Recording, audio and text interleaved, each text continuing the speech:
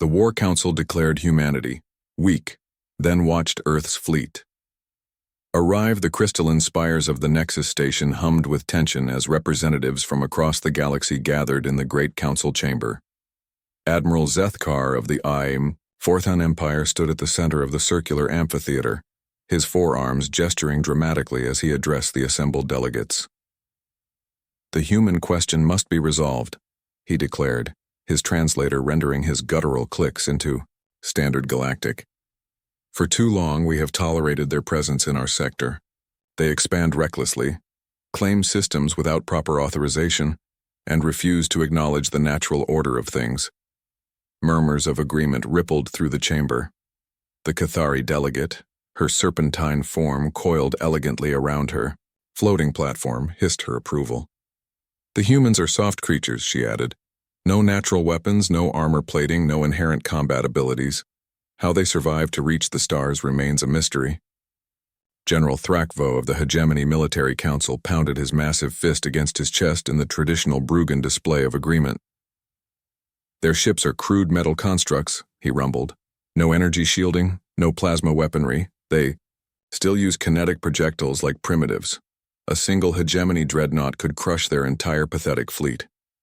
The council chamber erupted in harsh laughter and clicking sounds, the various species equivalent of mockery. They had all encountered human vessels in their territories, and none had been impressed.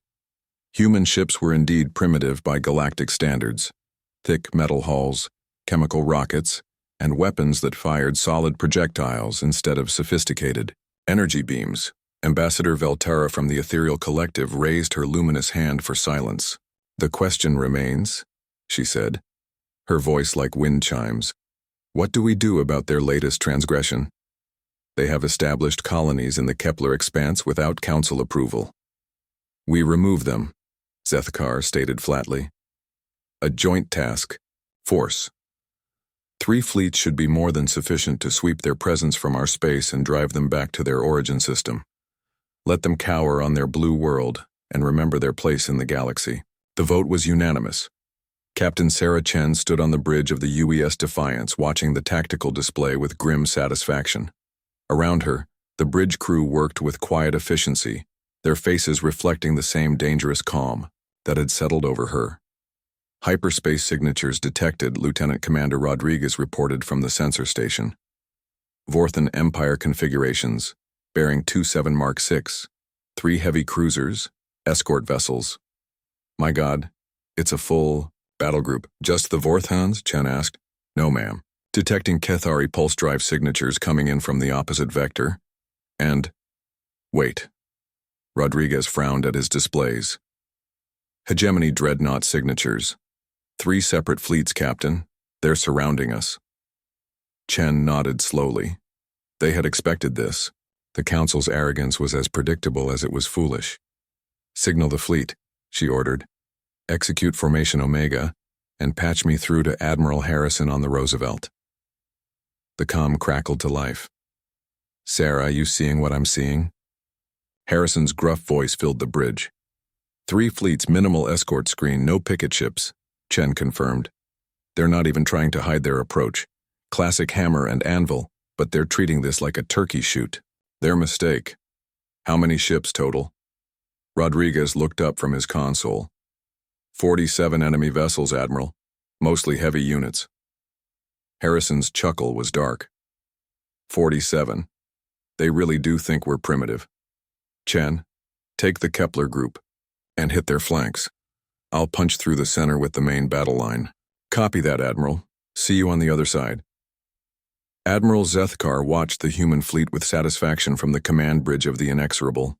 12 ships, 12 crude, blocky vessels against his combined armada of nearly 50 advanced warships. It would be over in minutes. "Target their lead vessel," he commanded. "Full plasma barrage. Let us show these mammals the price of defying the Council."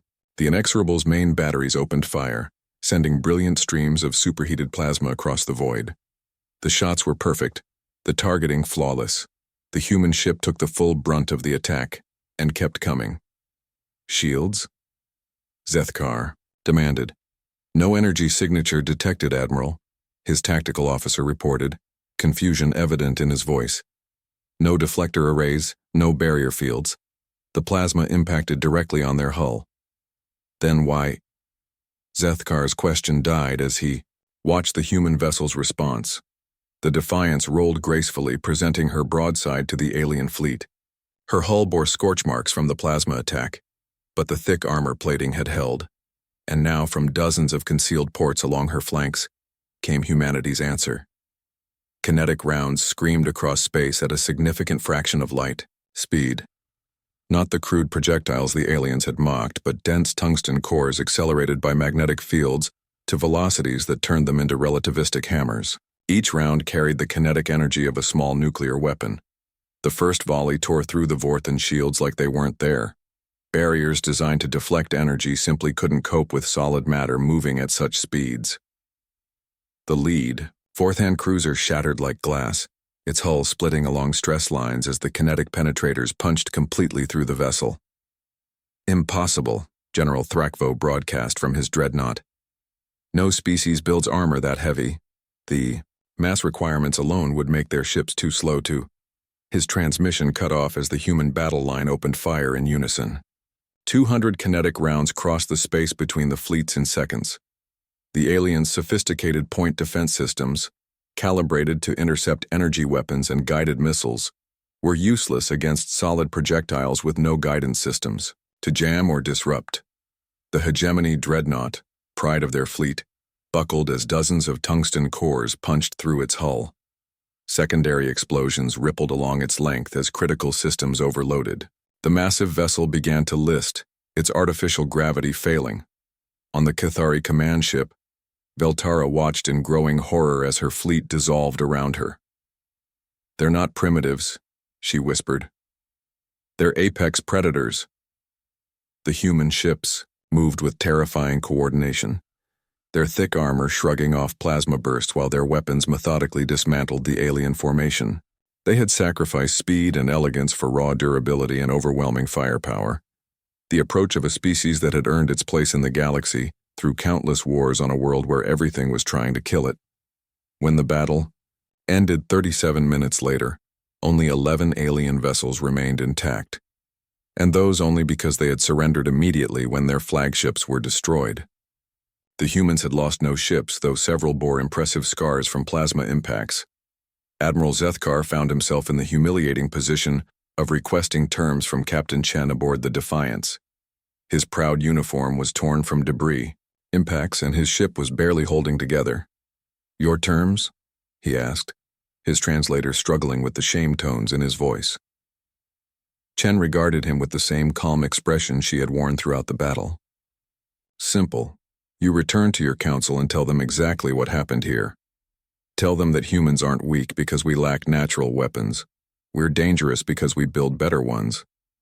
Tell them we didn't evolve claws and fangs because we didn't need to. We had each other to fight, and that made us very, very good at war." She leaned forward slightly. "And tell them that this fleet, this is just one task force. We have hundreds more where this came from, and every single one is crewed by humans who grew up on a world where the plants are poisonous, the animals hunt in packs, and the weather tries to kill you on a regular basis." Zethkar's forearms trembled. "The council, they must be warned." "Yes," Chen agreed. "They must. Because the next time they declare humanity weak, we won't just send a battle group." Her smile was sharp as any predator's fang. "We'll send the entire fleet." As the surviving alien ships limped away to hyperspace, the human fleet maintained its formation, patient as the apex predators they had always been. Behind them, the Kepler colonies continued their quiet work of expansion, protected by the knowledge that humanity's strength had never been in their claws or fangs. It had always been in their refusal to yield.